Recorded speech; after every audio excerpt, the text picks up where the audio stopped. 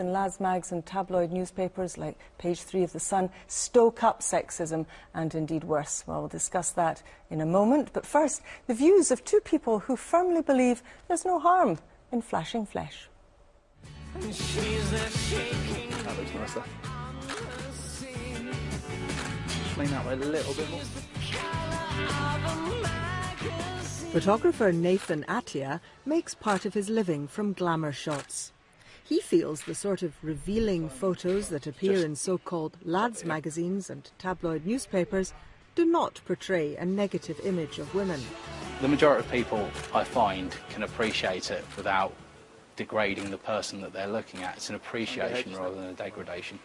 The supermarket's Get Tough policy is misguided, according to Nathan, who believes it could potentially do more harm than good. It will become something that's seedy, it will become something that we don't talk about, and that is never a healthy way of having any sort of discussion between adults, and that's what we're talking about. I'm not talking about kids. Kids should not be looking at it. And from the other side of the lens, model Lucy Collett also takes issue with the critics.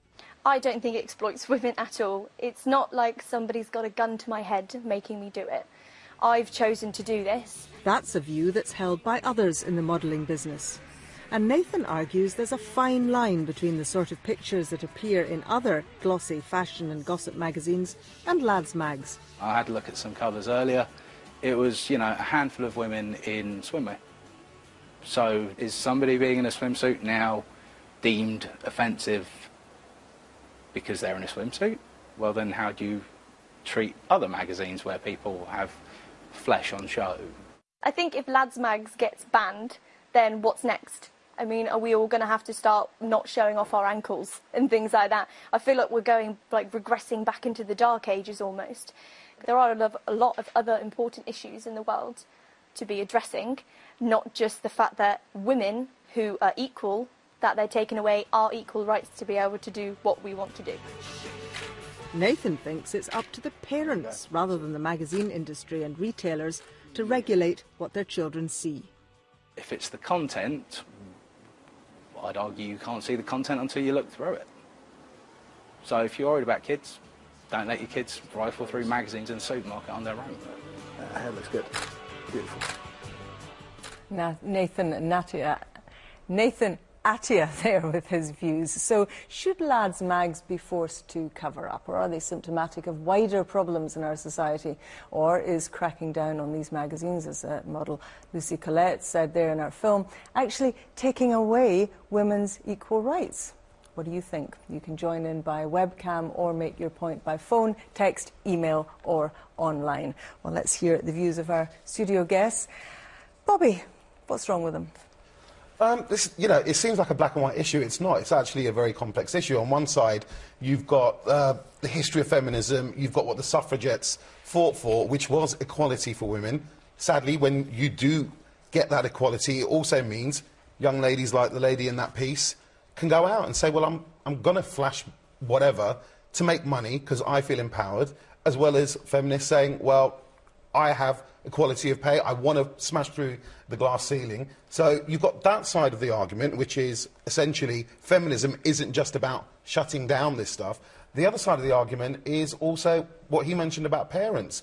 I don't think these magazines per se are changing the way youth and boys and men view women. I think it's about parents being able to bring up their kids with a very free, a very beautiful view of sexuality and the naked human But form. they're out of sight. They're out of sight in supermarkets. That's the point now. I've got no problems with that. I mean, to me, that's an economic argument. If Tesco's or Co-op or any of these supermarkets out there want to do this, let them go ahead and do it. It's their shop. Relic of the past, are they, these? I'd agree with that. I was very amused in the film by the guy who said that if you put a modesty bag over lads' mags, it might make it seedy. I think they're pretty seedy to begin with, actually. I think it's a distraction. Look, I think there's different forms of sexuality. There's titillation. I put lads' mags into that. That doesn't offend me, to be honest with you. Someone making a fast buck by showing a tiny bit of flesh, they seem pretty empowered and pretty happy to me, and if a guy wants to look at that, that's great. To me, the big issue is the internet, hardcore pornography, which is basically vicarious prostitution. You pay to watch other people having sex on your behalf. And I think that is doing far more damage to young people's minds because it's so freely available. But the suggestion is this is a matter of degree. these... It's a matter of degree, but they degree is important. degrade people as well. Degree is important, and I'm worried in this debate that we're starting to say we must shut down all sex, or we must liberate all sex, as though the only two choices are between theocratic authoritarianism and total libertarianism. No, I think we should have a mature debate about what kind of sex and sexuality should be available in our public sphere, and make a choice and a distinction, please, between hardcore abusive pornography and something which is just about people having a bit of fun. But the issue I think most people are confused over is they feel that feminists are against flesh, against sort of like about the shortness of the skirt or showing off your boobs. I mean, but it's really not about that. It's about models of perfectionism that actually this airbrush culture, which actually, frankly, women's magazines are guilty of as well. And actually, that means that all of us aren't happy. Women aren't happy with how they look, or men aren't happy with the women they might be actually sharing a bed with.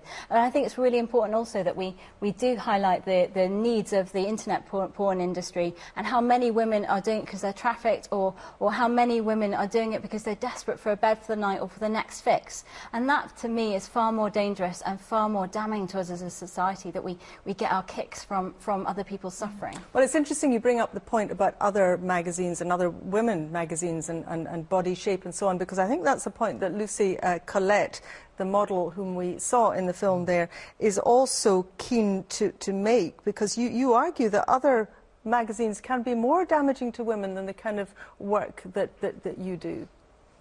Is that right? Well, there is an element of damage to women with these magazines, because they're constantly telling you how to diet because you might be too big, because...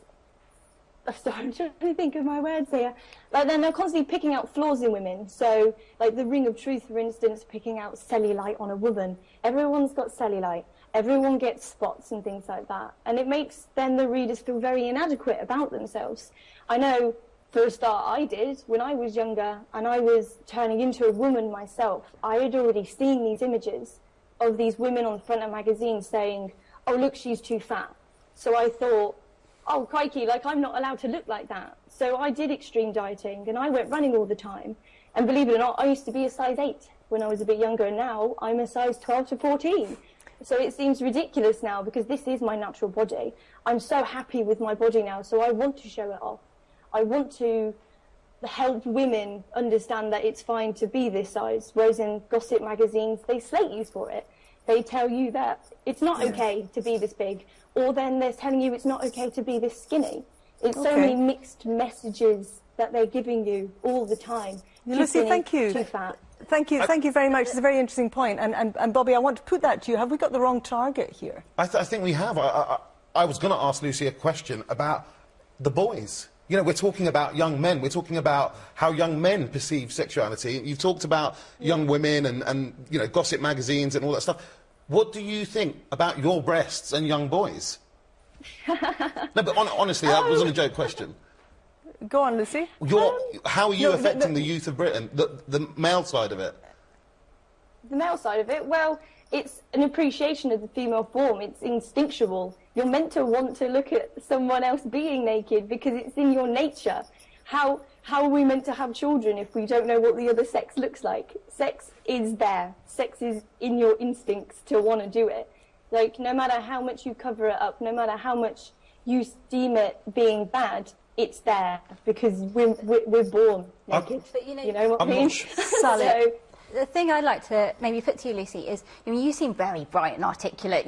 Clearly this is something you've actively chosen to do. But the thing that I used to be a youth worker, and the thing that really struck me with so many of the girls I was working with was actually their aspirations were to either be a glamour girl or a footballer's wife, and which is one thing for a small number to genuinely choose that. But where are the girls that want to be doctors? Where are the girls that want to be lawyers or housewives or all these other variety of different things? And where are their parents? Yes. And actually, the choice is really important. So educating young girls that they can choose their destiny, and just because they're beautiful doesn't mean they have to go and do something like this, that their minds are as important as their bodies. Well, this is a really interesting point. Lucy, thank you very much for making that. We can't come back to you at the moment because I do want to bring in Kat Banyard, who is the founder of UK Feminista, campaign for gender equality, and part, weren't you, Kat, of the Lose the Lads mags campaign. I mean, what do you make of this point that actually you're sort of going to the barricades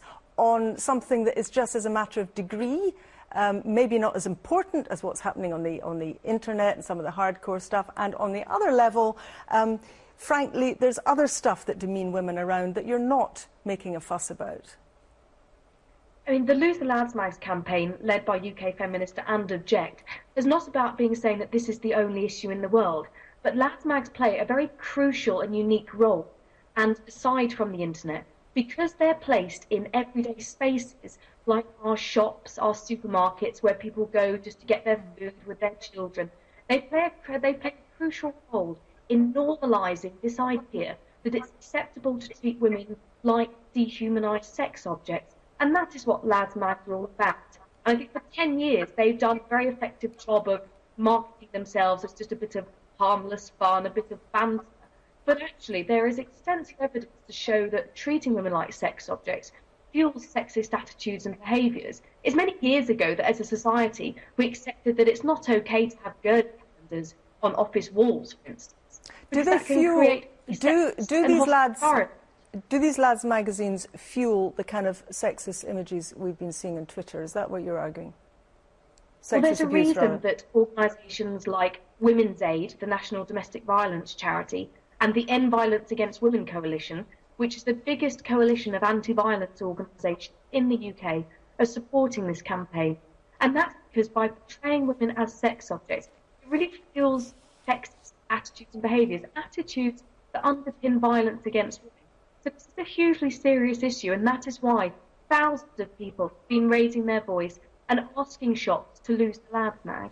OK, thank you. Let me bring in Dominic Smith. He's the editor of Nuts magazine. You're one of the mags that's been asked to cover up by some stores, tone down front covers by others. Do you accept that you are creating an environment where the kind of abuse that we've been seeing on Twitter is more likely, is made more permissible among some segments of the male population? No, absolutely I don't. I mean, and also I should point out, these are two very separate issues that you're merging now. There's the abuse on Twitter, which is terrible and which no one can say that's fine, it's awful. And then there's the Lads Mags debate, which is an entirely separate issue. Well, is it separate? That's the point being made is that it's not separate and that you're contributing to an objectifying of women, which makes the kind of thing that we've seen on Twitter more likely to happen. No, not at all. I mean, they also, Kat constantly talks about us treating women as dehumanised sex objects, which seems to be her favourite phrase. In actual fact, in our magazine, these women are celebrities. Lucy Collett is a celebrity. She has a personality. We talk to her, we interview her. These are not just visual images. They have a rounded personality in the magazine. And in fact, the Bailey Review of 2011 actually specifically points out there is no causal link between the images on Lads Mags and harm to young people. It's there on page 80 of the report, and I would urge Kat to go and read the report and have a look for herself. I really agree very strongly with that point about personality. I wonder if some of this debate is framed by class, because I think quite often there's a certain snobbery towards women who choose that particular kind of profession, which I think is very unfair, because, not everyone does want to be a doctor or a lawyer. Some people actually do want to be a footballer's wife, and I think there's a judgment made about that, and again, to broaden out, I'm not sure this debate is entirely about misogyny, and I think it's fascinating that we talk about it entirely in terms of feminism. Men are objectified too, men are in porn, men are on the front cover of magazines. To me, this is about the commercialisation of the body, it's about rampant materialism. I don't see it entirely, and I'm worried it's becoming one group of women saying to another group of women, you're not being what a modern woman should be. But you can't, it's one thing to say that about an individual, when you have a classroom of 30 girls and all of them want to be a footballer's wife or a glamour model, then you're beginning to think, actually, maybe we're indoctrinating our girls to not reach their potential. And not everyone wants to be a doctor or a lawyer, not everyone has the gifts to be a doctor or a lawyer, but there should be diversity. And when there's not diversity, when there are a disproportionate number of girls from rougher areas who want to be in these sort of professions, then we should ask, what are we doing to them as a society? Isn't that about parenting in 2013? If you have a class full of those... I think we can't just wash our our hands of it because they're not our kids. I mean, I don't know if you've got daughters, but actually it's important that parents are taking an active role. But as a whole society, we need to take responsibility, and we need to be role models and engaging and empowering young girls to see their potential and to make active choices. Tim? I agree with that. I just really want to emphasise again that I don't think this debate, I think we're going to move on to Twitter in a moment, is entirely about misogyny and feminism. I think it's about how we treat each other as individuals. The Twitter thing is an extension of that. It's not just about picking on women. I know the nature of the threats made to certain women are very highly sexualised and are about femininity, but I get called unpleasant things and threatened all the time, and I'm not a woman.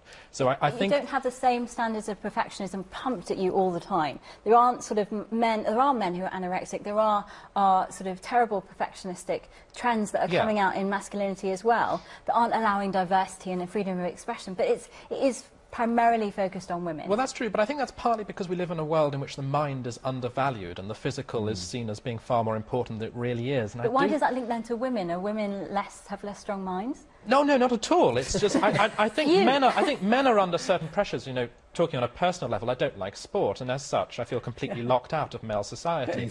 Well, we're under pressure here as well because we're coming towards the end of the programme, and I do want to let you know what the viewers have been saying. There's an anonymous comment here. It's up to parents to regulate what their children see, not the government. Ted says, should magazines that have topless men on the cover be obscured as well? And Amicus, this can only be a positive step in altering the public mindset that women exist mainly for men's gratification.